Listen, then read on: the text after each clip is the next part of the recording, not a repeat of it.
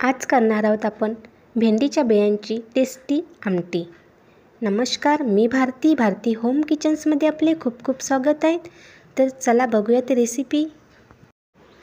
ज्या भेंड्या जरड झालेल्या असतात त्याच्यामधल्या छान आपल्याला बिया काढून घ्यायच्या आहेत। आता इथे मी बिया काढून घेतलेल्या आहेत, स्वच्छ धुवून घेतलेल्या आहेत आणि आता 1 टेबलस्पून तेल टाकून छान भाजून घ्यायचं मीडियम आचेवर। 6 ते 7 खूप छान आमटी होतात, तुम्ही सुद्धा करून बघा। आता इथे भाजून झालेले आहेत आपल्या बिया। आता याला थंड होऊ द्यायचं आणि मिक्सरमध्ये छान जाडसर बारीक करून घ्यायचं आहे। आता इथे मी वाटण तयार करण्यासाठी कांदा घेतलेला आहे 1 वाटी बारीक चिरलेला, 2 चम्मच शेंगदाणे, 1 चम्मच तीळ, 1 चम्मच खोबऱ्याचा किस आणि 2 चम्मच धने। याला सुद्धा भाजून घ्यायचं आणि वाटण तयार करून घ्यायचं। आता इथे फोडणी करून घेऊयात आमटीची।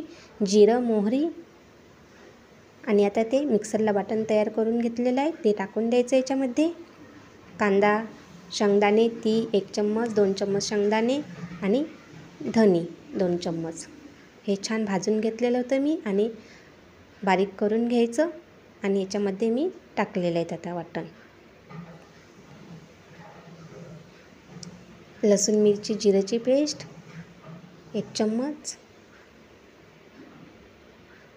मसाला छान परतत राहायचा आणि तेल सुटतपर्यंत होऊ द्यायचा। आता तेल सुटतच आलेलं आहे।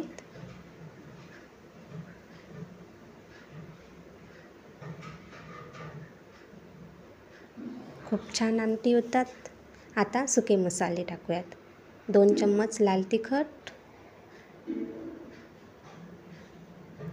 1 चम्मच धनी पावडर, अर्धा चम्मच हळद,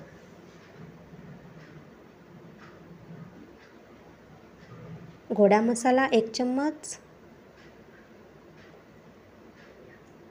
आता छान परतून घ्यायचं सुके मसाले टाकल्यानंतर।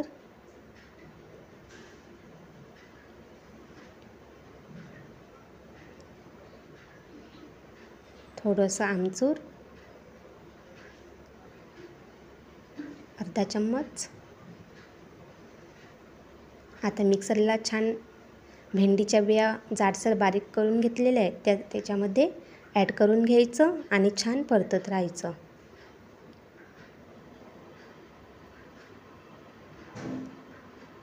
छान मिक्स करून घ्यायचं एकजीव फोडणीमध्ये।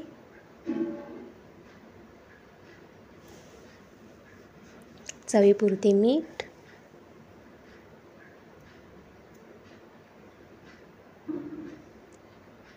छान आता परतून घ्यायचं। मसाला त्याला एकजीव झाला पाहिजे भेंडीचं वाटण।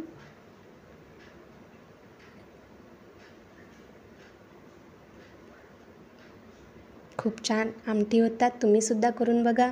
अशा जरड भेंड्या वगैरे आपल्या घरी राहिल्या तर।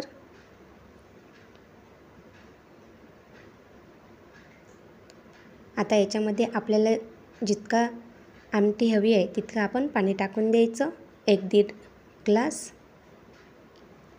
साधारण 1 ग्लास।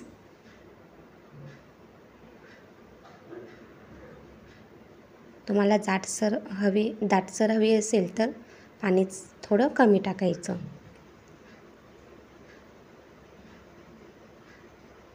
छान मिक्स करून घ्यायचं, ढवळून घ्यायचं आणि याला छान 4 ते 5 उकळ्या येऊ द्यायच्या।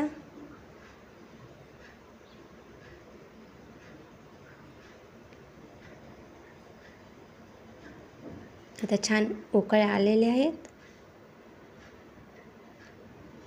आता आपली आमटीसुद्धा ऑलमोस्ट तयार झालेली आहे।